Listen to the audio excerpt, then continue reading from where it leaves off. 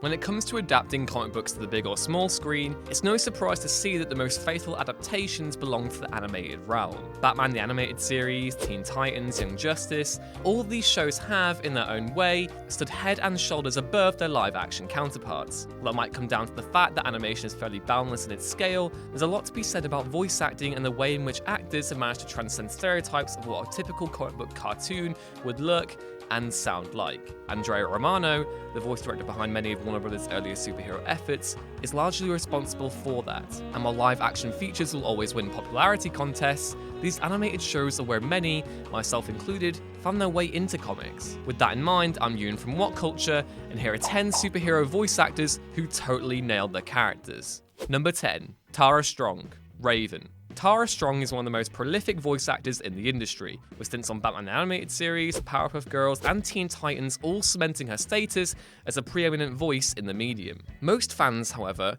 will point towards her role as Raven in Teen Titans as being the key highlight. Taking on the role of the half-demon sorcerer, Strong's stint as the character was typified by the subtle inflections of her performance, tackling a hero that, for the vast majority of the series, was very reserved and reticent towards her teammates. Strong later went on to voice Harley Quinn when ARLEEN and SORKIN departed the role, but it's her time as Raven that's most fondly remembered. Number 9. Jensen Ackles, Jason Todd. When Warner Bros. Animation set out to adapt Judd Winnick's controversial comic book storyline that resurrected the long-thought-dead Jason Todd, the second Robin, it's doubtful that people thought it would become one of the best DC animated movies out there. Today, however, Under the Red Hood is highly regarded as being one of the very best animated films that Warner Bros. Have ever produced, and while Winnick's screenplay has much to answer for in that regard, Andrea Romano's involvement in the project undoubtedly helped ensure the film became the success it was. Even in 2010, very few animated projects had dared recast the as crew, but seeing the tone of the project, Romano elected to bring in a whole new cast, one that included Bruce Greenwood as Batman, Neil Patrick Harris as Nightwing, and best of all, Jensen Ackles as Jason Todd. Ackles' performance as the resurrected sidekick is simply incredible, and a finer defense as any for reversing a once irreversible comic book death. Number 8. Jason SPISAK, Wally West. Young Justice is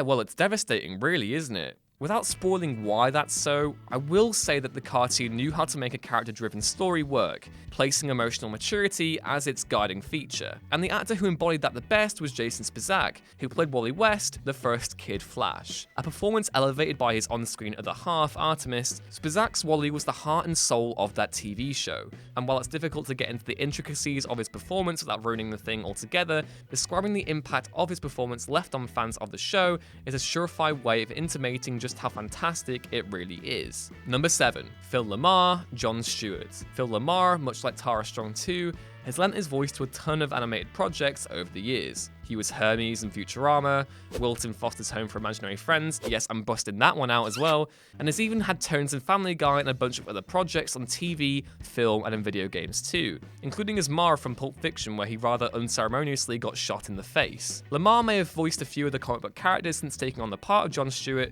but it's still his best work in the genre. The part of Green Lantern on Justice League is probably the character's most iconic incarnation, certainly among the DC hardcore, and even perhaps among casual audiences too. For a generation raised on Dwayne McDuffie's Justice League, the thought of another Lantern in the role is just bizarre. And yeah, let's face it, it really was. I mean, look at that suit, Jesus fucking Christ. Number 6. Clancy Brown, Lex Luthor. Away from animation, Clancy Brown will most likely be recognized for his role in The Shawshank Redemption. Recently, he starred in Marvel's Daredevil as Frank Castle's superior from his army days. But most will probably recognize his voice from either A. Crash Bandicoot as Neo Cortex, I said bring me the crystals! or B. Superman the Animated Series, where he played Lex Luthor. Brown's turn as Lex made with some brilliant scenes, with the character's relationship with Superman taking many twists and turns throughout STAS, and in perhaps its most interesting stint as the character, Justice League, where Lex was diagnosed with cancer as a result of his kryptonite collection. Brown's stint as Lex is, like many of the characters in the DC animated universe, fairly definitive, and for such an iconic character, that's no easy feat. Number 5. EFREM ZIMBALIST Jr., Alfred J. Pennyworth. On the surface, there doesn't look like there's much to Alfred J. Pennyworth. After all, he is just Bruce's butler, right?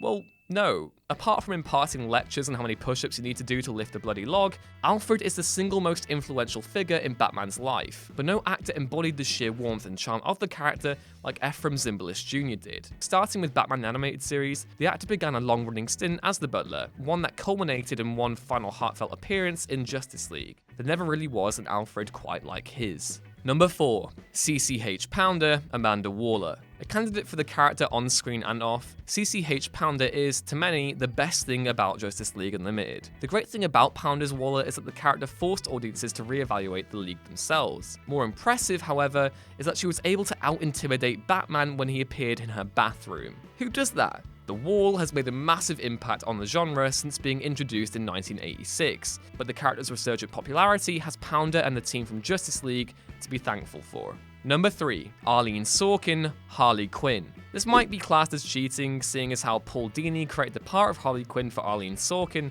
but still, there's no better Harley than Arlene. It really is amazing to consider just how massive the character is these days, and while there have been a few other actors to have taken on the role in animation, none of them come close to Sorkin. When it comes to comics, it's very rare that a character who gets introduced outside of the medium ends up making such an impact in it, but Harley is the exception in this instance. Without Sorkin's involvement, the likelihood of the character possessing the same cultural capital today is very unlikely, and that's what makes her so great. Number 2. Kevin Conroy, Batman. Look, I don't care what anyone else says, Kevin Conroy is the Batman. Numero uno. The darkest of knights, the capiest of crusaders, the greatest of detectives. He is the man, the guy, and, well, good luck to the bloke who has to follow that. It's odd to think how a voice can become so synonymous with a character, but hey, there's a reason why so many comic book readers have old Kevin's voice pop into their head when they pick up the latest issue of Detective Comics. You only have to look at the "I am the Knight" speech from BTAS to understand that, in no small way,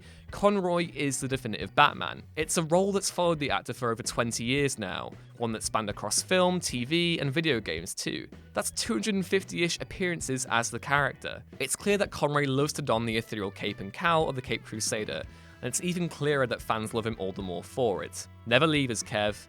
Please. Number 1. Mark Hamill, the Joker. Yeah, I know, you all saw this coming, but hey, come on, it's Mark Hamill's Joker. Who else was it gonna be?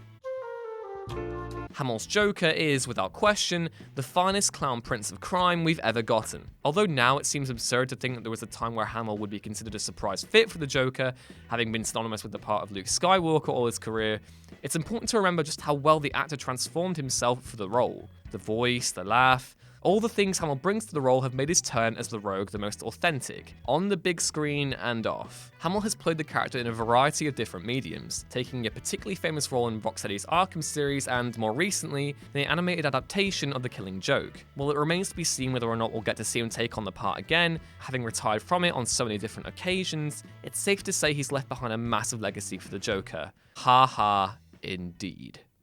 Oh, wasn't that something? Don't forget to like, share and subscribe below, and also the people who made this lovely video, they're appearing right here. But if you're thinking to yourself, I want to see more content, Jules, then why not look above my head, as there probably is some. I don't know. I can't see it. Until next time.